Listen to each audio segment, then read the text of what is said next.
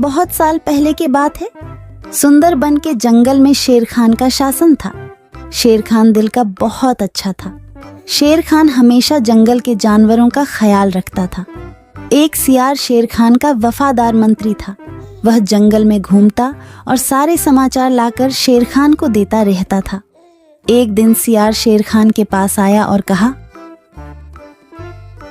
महाराज, जंगल के सभी जानवर कह रहे हैं आपके बाद इस सिंहासन पर कौन बैठेगा।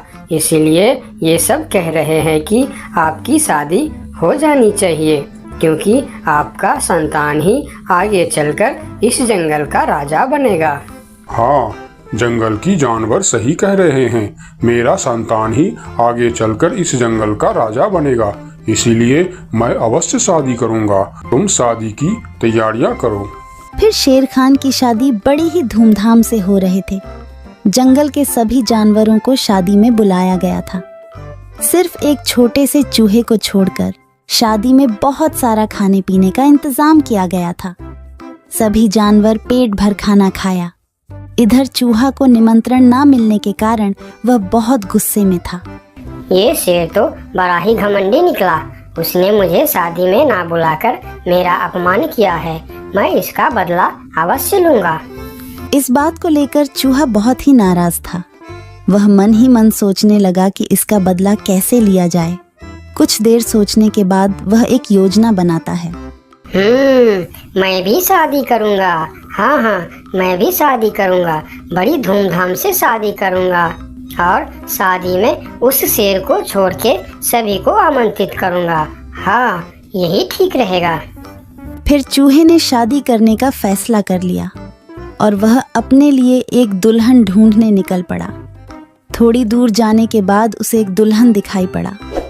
फिर चूहे ने उसके पास जाकर कहा, शादी तो मैं कर लूं, लेकिन इसके साथ से तो मैं बिल्कुल नहीं शादी करूंगा। मेरी दुल्हन तो उस घमंडी शेर के दुल्हन से भी सुंदर और शक्तिशाली होनी चाहिए। फिर चूहा आगे जाकर एक पेड़ के नीचे रुक गया। दुल्हन की खोज को लेकर चूहा चिंतित हो गया। वह सोच रहा था कि भला इतनी सुंदर और शक्तिशाली दुल्हन उसे कहाँ मिलेगा।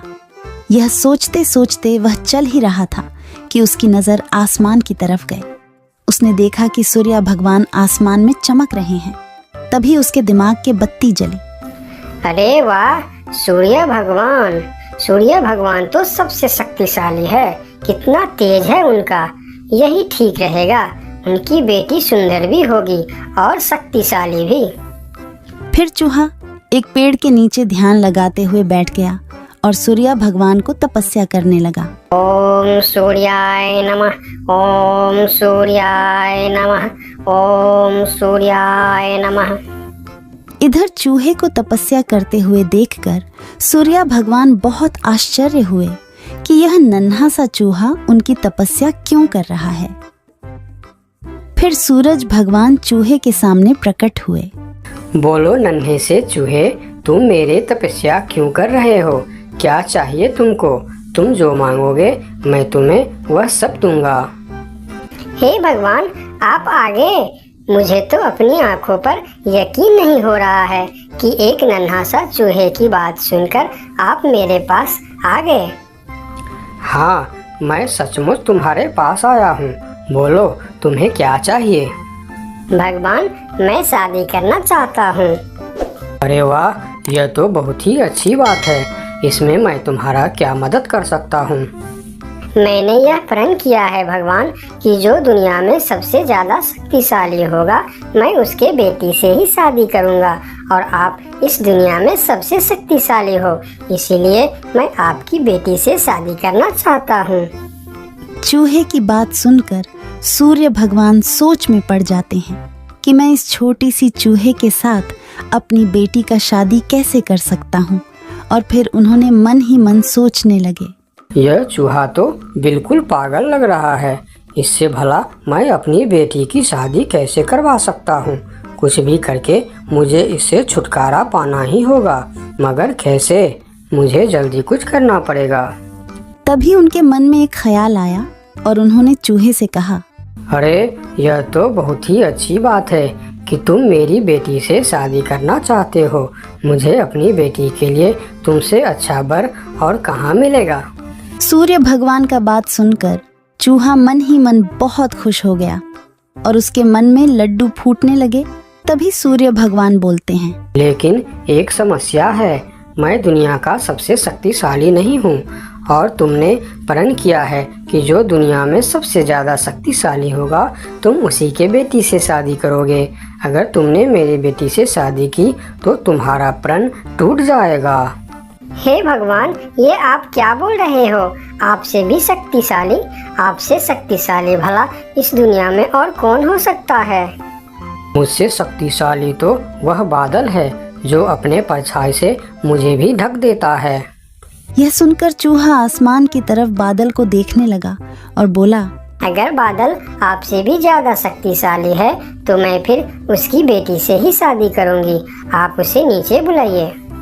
फिर सूर्य भगवान ने बादल को नीचे बुलाया और बादल उनकी बात मानकर धीरे धीरे नीचे आया। बादल जी, मैं आपकी बेटी से शादी करना चाहता हूँ क्योंकि आप दुनिया के सबसे शक्तिशाली हो। मैं अपने आप को बहुत बड़ा भाग्यमानी समझूंगा अगर आपकी विवाह मेरी बेटी से हुई, लेकिन मैं दुनिया का सबसे शक्तिशाली नहीं हूँ। मुझसे शक्तिशाली तो हवा है जो हमें भी उड़ाकर दूर चला जाता है। अच्छा, तो यह बात है। ठीक है, फिर मैं हवा की बेटी से ही शादी करना चाहता हूँ। आप हवा को बुलाइए।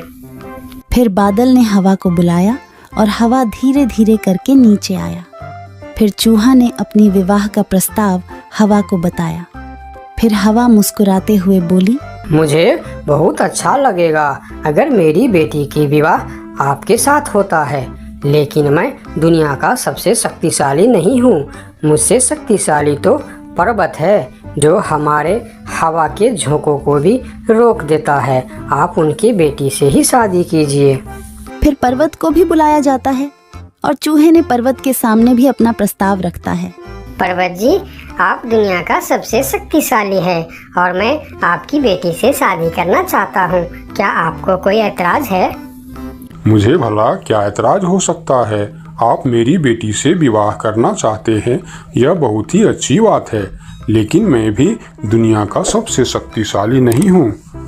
ये आप क्या कह रहे हैं? मैं यकीन नहीं कर सकता कि आपसे शक्तिशाली भी दुनिया में और कोई होगा।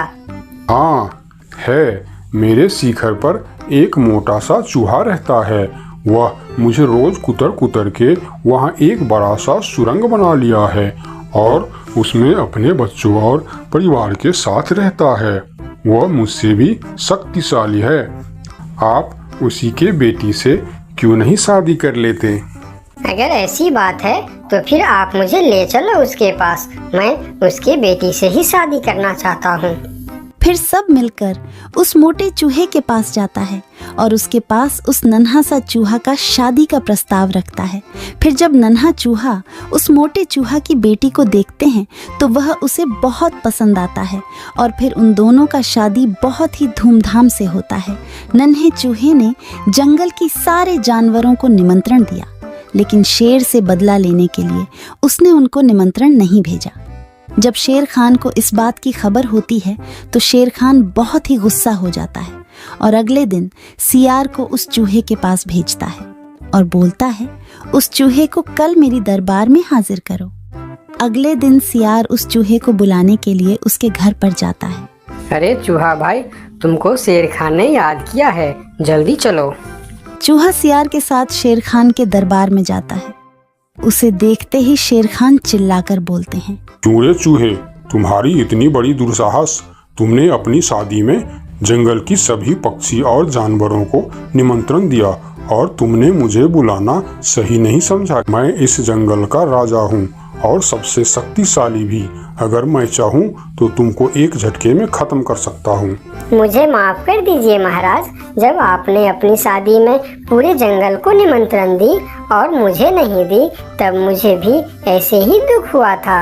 यही एहसास दिलाने के लिए मैंने आपको निमंत्रण नहीं दिया। मुझे माफ कर दीजिए। क्यों रे सियार, तूने ऐसा क्यों किया? मैंने तो तुमको बोल दिया था कि जंगल के कोई भी पशु पक्षी छूटनी नहीं चाहिए। फिर तुमने इस चूहे को निमंत्रण क्यों नहीं दिया? मुझे माफ़ कर दीजिए महाराज, गलती हो गई। मैंने सोचा यह छोटा सा जीव, इसको क्या निमंत्रण देने का, इसलिए मैंने इसे छोड़ दिया था। मुझे आप माफ़ कर दीजिए। ठीक है, अगले बार से ध्यान रखना। मेरे लिए जंगल का हर जीव एक जैसा है।